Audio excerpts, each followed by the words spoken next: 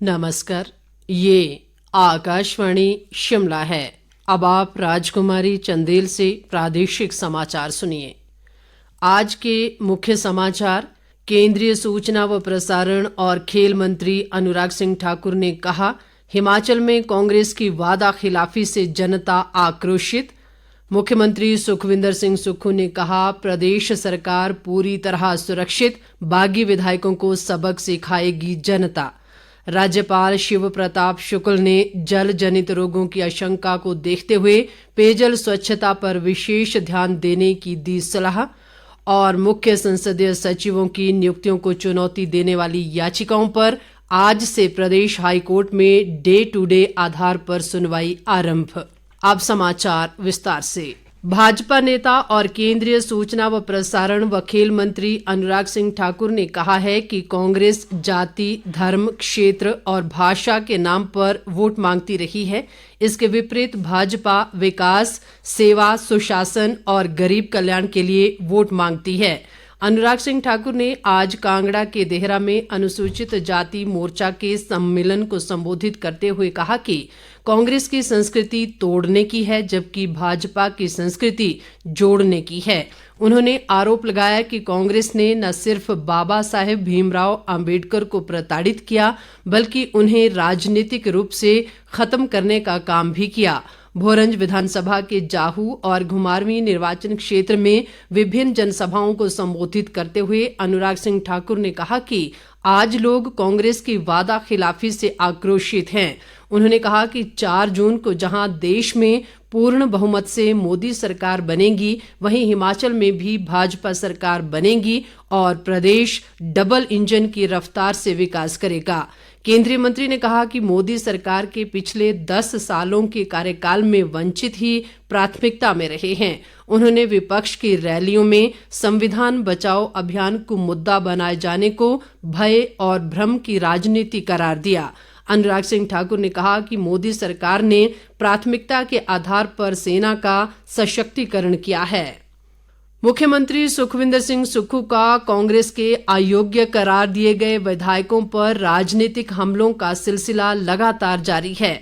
मुख्यमंत्री ने आज सुजानपुर में पत्रकारों से बातचीत करते हुए पूर्व विधायक व भाजपा प्रत्याशी राजेंद्र राणा पर निशाना साधा और कहा कि राणा उनके पास सिर्फ अफसरों के तबादले और क्रशर माफिया के काम करवाने आते थे और उन्हें लोगों की समस्याओं से कोई सरोकार नहीं था। मुख्यमंत्री ने कहा कि राणा ने उन्हें कभी भी सुजानपुर आने का निमंत्रण नहीं दिया। इसके बावजूद वे सुजानपुर आए और क्षेत्र के विकास में कोई कमी नहीं छोड़ी। मुख्यमंत्री ने कहा कि अब इस विधानसभा क्षेत्र में कोई विधायक नहीं है, इसलिए वही सुजानपुर के भी विधायक हैं और मुख्यमंत्री भी। मुख्यमंत्री ने कहा कि अब इस क्षेत्र का विकास उनकी प्राथमिकता रहेगी। उन्होंने ये भी कहा कि प्रदेश सरकार पूरी तरह सुरक्षित है और जनता ही बागी विधायकों को सबक सिखाएगी। उन्होंने कहा कि कांग्रेस जल्द ही लोकसभा और विधानसभा उपचुनाव के लिए अपने उम्मीदवार घोषित करेगी। इससे पूर्व सुजानपुर पहुंचने पर कांग्रेस कार्यकर्ताओं ने मुख्यमंत्री का जोरदार स्वागत किया। नेता प्रतिपक्ष जयराम ठाकुर ने कहा है कि भारत में विकास की एकमात्र गारंटी प्रधानमंत्री नरेंद्र मोदी है। केंद्र में 10 साल में उन्होंने जो विकास किया वो आज तक नहीं हुआ। जयराम ठाकुर ने आज सराज विधानसभा क्षेत्र में पार्टी के जनसंपर्क अभियान के दौरान चुनावी सभाओं को संबोधित करते हुए कहा कि विकास की गति को और तेज करने के लिए देशवासियों ने नरेंद्र मोदी को तीसरी बार प्रधानमंत्री बनाने का मन बना लिया है। उन्होंने कहा कि हिमाचल से भी सभी 4 सीटें भाजपा जीतने जा रही है। उन्होंने पार्टी प्रत्याशी कंगना रणौत के लिए भारी संख्या में मतदान करने की अपील करते हुए कहा कि भाजपा विकास के संकल्प के साथ काम करती है और जो कहती है वो करके दिखाती है। मुख्यमंत्री सुखविंदर सिंह सुक्खू ने बीते रोज पालमपुर में एक लड़की पर हुए जानलेवा हमले के पीड़ित रिश्तेदारों से आज सुजानपुर के नाल्टीदा पुल के पास मुलाकात की। मुख्यमंत्री ने इस घटना पर दुख जताया और आरोपी के खिलाफ कड़ी कार्रवाई का आश्वासन दिया। उन्होंने ये भी कहा कि पीड़ित लड़की के इलाज का पूरा खर्च सरकार उठाएगी। इस बीच नेता प्रतिपक्ष जयराम ठाकुर ने भी पीड़ित लड़की के घर पहुंचकर परिजनों से मुलाकात की। जयराम ठाकुर ने कहा कि वो पीड़ित परिवार के साथ पूरी दृढ़ता के साथ खड़े हैं। प्रदेश हाईकोर्ट ने संशोधित वेतनमान के अनुसार ग्रेच्युटी की बकाया राशि जारी न करने पर शिक्षा सचिव को कारण बताओ नोटिस जारी किया है। इस मामले में पहले हाईकोर्ट ने उच्चतर शिक्षा निदेशक को कारण बताओ नोटिस जारी किया था। मुख्य न्यायाधीश न्यायमूर्ति एमएस रामचंद्र राव और न्यायमूर्ति ज्योत्सना रिवाल दुआ की खंडपीठ ने शिक्षा सचिव को नोटिस जारी कर पूछा है कि क्यों न उनके खिलाफ अदालती आदेशों की अवमानना का मुकदमा चलाया जाए। अदालत ने प्रार्थियों गजराज ठाकुर और अन्यों को संशोधित वेतनमान के आधार पर 18 अप्रैल तक ग्रेच्युटी जारी करने के आदेश दिए थे। मामले पर अगली सुनवाई 29 अप्रैल को होगी। प्रादेशिक समाचार आकाशवाणी शिमला से प्रसारित किए जा रहे हैं। राज्यपाल शिव प्रताप शुक्ल ने गर्मियों के मौसम में जल जनित रोगों के बढ़ने की आशंका को देखते हुए पेयजल स्वच्छता पर विशेष ध्यान देने को कहा है। राज्यपाल आज सोलन के परवाणू में जिला प्रशासन, स्वास्थ्य विभाग और अन्य विभागों के अधिकारियों के साथ आयोजित समीक्षा बैठक की अध्यक्षता कर रहे थे। इस बैठक में परवाणू क्षेत्र में डायरिया के मामलों की रोकथाम और नियंत्रण के उपायों की समीक्षा की गई। राज्यपाल ने पेयजल के दूषित होने के कारणों का पता लगाने के लिए संयुक्त टीम गठित करने के निर्देश दिए। ये टीम डायरिया फैलने के कारणों पर 1-2 दिन में अपनी रिपोर्ट देगी। राज्यपाल ने लोगों से पानी उबालकर पीने और पानी की टंकियों में क्लोरीन डालने का भी आग्रह किया ताकि इस जल जनित रोग पर शीघ्र काबू पाया जा सके। बाद में राज्यपाल ने ईएसआई अस्पताल परवाणू जाकर डायरिया पीड़ितों का कुशल क्षेम जाना। उन्होंने प्रशासन को ईएसआई की व्यवस्थाओं में सुधार के निर्देश भी दिए ताकि पीड़ितों को बेहतर उपचार मिल सके। प्रदेश हाईकोर्ट में मुख्य संसदीय सचिवों की नियुक्तियों को चुनौती देने वाली याचिकाओं पर आज से डे टू डे आधार पर सुनवाई आरंभ हुई। ये सुनवाई न्यायाधीश न्यायमूर्ति विवेक सिंह ठाकुर और न्यायमूर्ति बीसी नेगी की खंडपीठ के समक्ष हो रही है।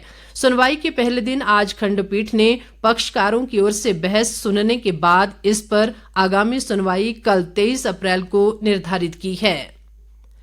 शिक्षा मंत्री व कांग्रेस के शिमला संसदीय क्षेत्र के चुनाव प्रभारी रोहित ठाकुर ने कहा है कि कांग्रेस अपनी 1.25 साल की उपलब्धियों और भाजपा सांसद सुरेश कश्यप की नाकामियों को लेकर जनता के बीच जाएगी। रोहित ठाकुर ने आज सोलन में एक पत्रकार वार्ता में भाजपा उम्मीदवार व सांसद सुरेश कश्यप को सलाह दी है कि वे जनता के बीच केवल अपने कार्य गिनवाएं, न कि राम मंदिर और प्रधानमंत्री के नाम पर वोट मांगे।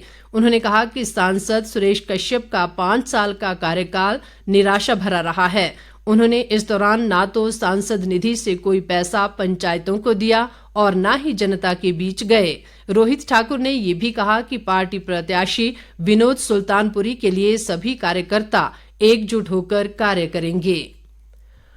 कांग्रेस के वरिष्ठ नेता व उद्योग मंत्री हर्षवर्धन चौहान ने कहा है कि प्रदेश सरकार किसानों व युवाओं के हितों की रक्षा करने वाली सरकार है।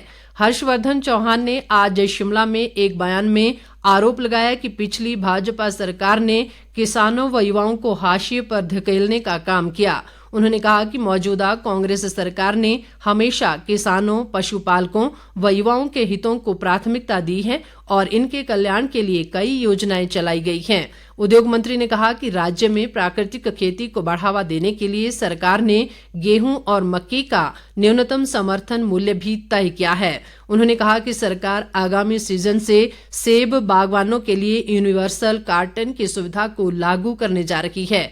उन्होंने भाजपा को किसानों, बागवानों और युवाओं को लेकर भ्रामक बयानबाजी न करने की भी सलाह दी।